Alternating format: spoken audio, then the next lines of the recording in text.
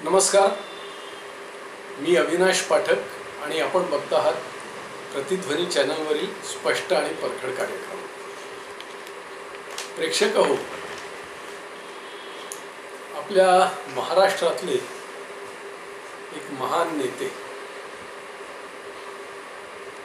आणि शिल्लक शिवसेनेचे पक्षप्रमुख उद्धवपंत ठाकरे हे बरेचदा काही वेगवेगळी विधानं करून खळबळ माजवून देत असतात। नुकतंच त्यांनी असंच एक विधान केलं आहे। ते असं आहे की 2019 मध्ये देवेंद्र फडणवीसांनी उद्धव ठाकरेंना सांगितलं होतं की इथून पुढली 2.5 वर्ष मी आदित्यला ग्रूम करतो आणि 2.5 वर्षांनी त्याला मुख्यमंत्री करून मी दिल्लीला जातो। आता त्यांच्या या विधानावर वेगवेगळ्या प्रतिक्रिया उमटत आहेत। यांनी स्वतः फडणवीसांनीही त्याच्यावर प्रतिक्रिया दिली आहे, बावनकुळेंनीही प्रतिक्रिया दिली आहे, संजय राऊत नेहमीप्रमाणे बोललेच आहे। फडणवीसांनी तर मी असं कधीच ऑफर दिली नव्हती हे स्पष्ट केलं आहे, पण उद्धव ठाकरे वारंवार नेहमीच्या स्टाईलनी सांगतायत की नाही, मी कधीच खोटं बोलत नाही। तुम्ही बोलत नाही म्हणजे फडणवीस बोलत असणारच। ठीक आहे, आपण मान्य करूया की फडणवीस खोटं बोलत आहेत आणि ठाकरे कधीही खोटं बोलत नाही, हे आपण मान्य करूया। तर प्रश्न असा येतो की आदित्य ठाकरे हे जेमतेम त्यावेळी 30शीतले तरुण होते, म्हणजे साधारणतः ते 32-33चे होईपर्यंत त्यांना मुख्यमंत्री फडणवीसांनी बनवलं असतं, कबूल केल्याप्रमाणे जर सगळ्या घटना घडल्या असत्या तर। आता इतकी चांगली जर ऑफर फडणवीसांनी दिली होती तर प्रश्न असा येतो की ठाकरेंनी ती नाकारली का? काय कारण असावं? कारण जर अशी ऑफर दिली होती, हे जर खरं आहे उद्धव ठाकरे म्हणतात त्याप्रमाणे, तर 2019 मध्ये निवडणुका झाल्यावर शिवसेना भाजप युतीचं सरकार सहज बनणार होतं। त्यात देवेंद्र फडणवीस मुख्यमंत्री झाले असते, आदित्य ठाकरेंना एखादं मंत्रिपद दिलं असतं त्यांनी, जे उद्धव ठाकरेंनी आपल्या मंत्रिमंडळात दिलं होतं तसंच एखादं मंत्रिपद दिलं असतं आणि देवेंद्र फडणवीसांनी स्वतः लक्ष घालून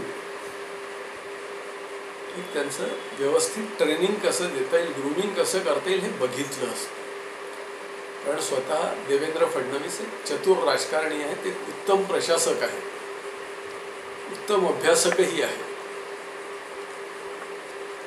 त्या तुलनेत उद्धवपंत हे चतुर राजकारणी असतीलही कदाचित, पण प्रशासक ते बिलकुल नाही।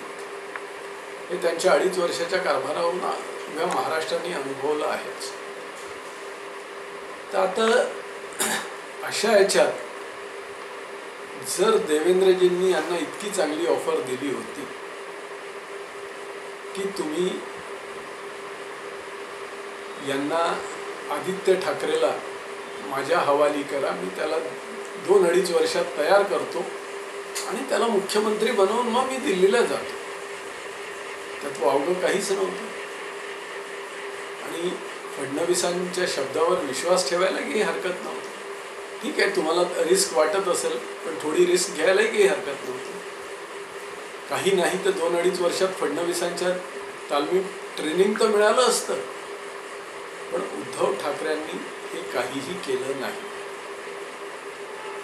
उद्धव ठाकरेंनी 2019चे निकाल लागल्याबरोबर लगेच बंडाचा झेंडा उभारला,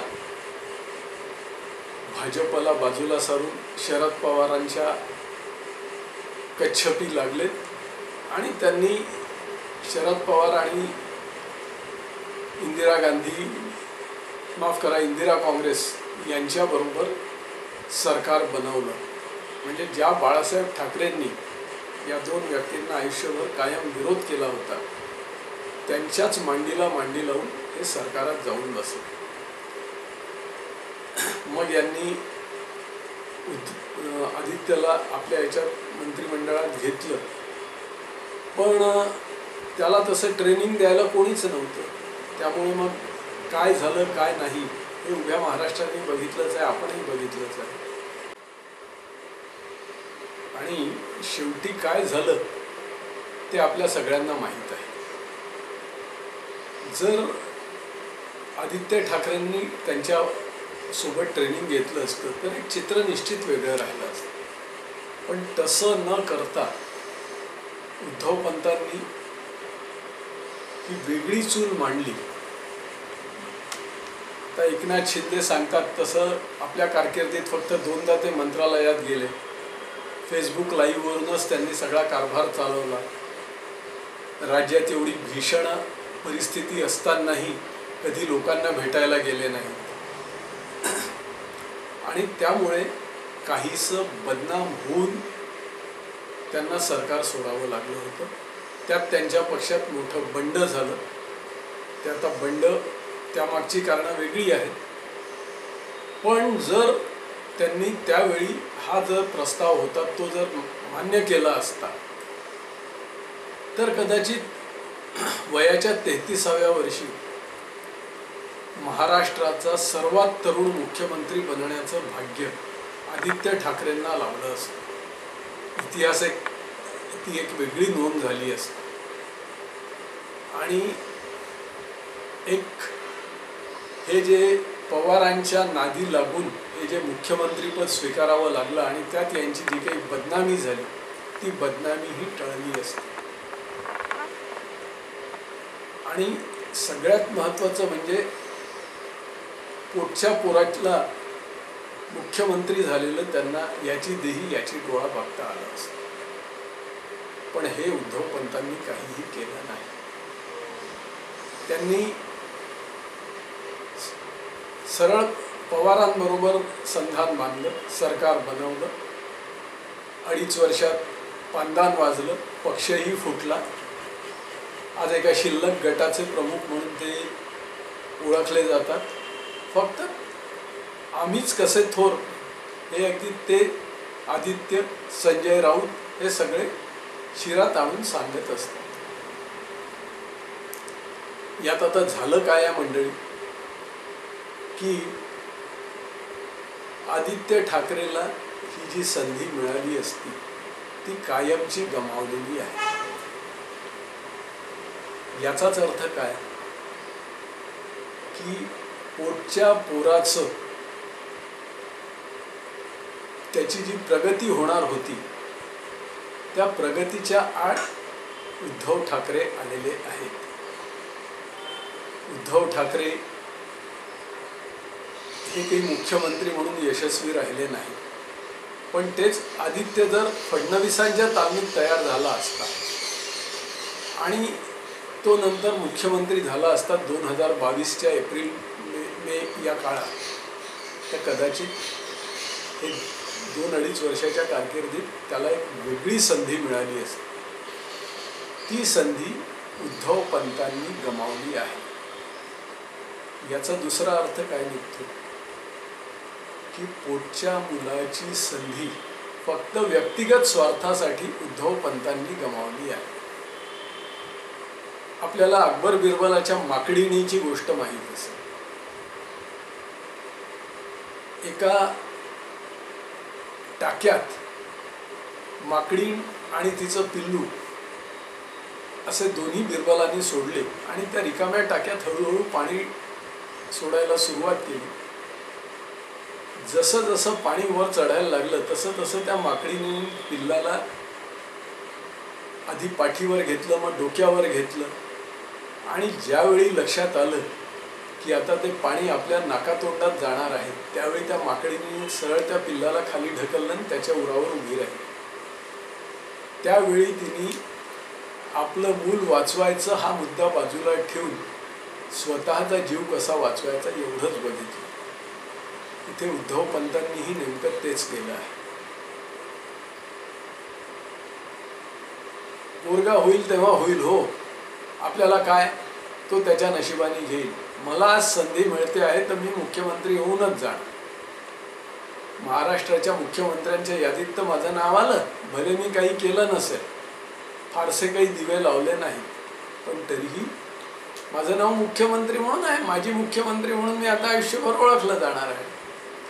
असा विचार करून त्यांनी पोटच्या मुलाचं भयंकर नुकसान केलं आहे, याची सुद्धा महाराष्ट्राचा इतिहास आता नोंद घेणार आहे.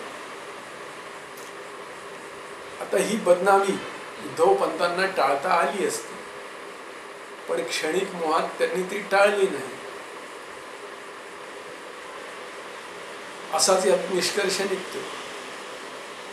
आता यात देवेंद्र फडणवीसांनी आता स्पष्ट इन्कार केला आहे, पण आता उद्धव ठाकरे म्हणतात की फडणवीस खोटे बोलतात, तो पोडगा माणूस आहे, नालायक आहे, वगैरे वगैरे सगळं बोलतात. आपण क्षणभर ते खरं धरूया. आणि उद्धव ठाकरे हेच अगदी खरं बोलतात. बाळासाहेब आणि मासाहेबांचे त्यांच्यावर पूर्ण संस्कार आहेत आणि ते खरंच बोलतात. ते खरंच बोलत असतील तर मग हा ठप्पा कायम त्यांच्यावर लागणार आहे, हे आपण मान्य करावे. आणि जर हे खरं नसेल तर फडणवीसांना निवडणुकीच्या तोंडावर बदनाम करण्यासाठी उद्धव ठाकरेंनी ही फेकलेली एक लोणकढी आहे, थाप आहे ही शुद्ध, आणि आज ती त्यांच्याचवर बुमरँग झाली आहे असा निष्कर्ष काढता येतो ना. आता नेमकं काय आहे हा निष्कर्ष आपणच सगळ्यांनी काढायचा आहे. आज समाज माध्यमांवर या विषयावर वेगवेगळ्या कॉमेंट्सही मी पाहिल्या.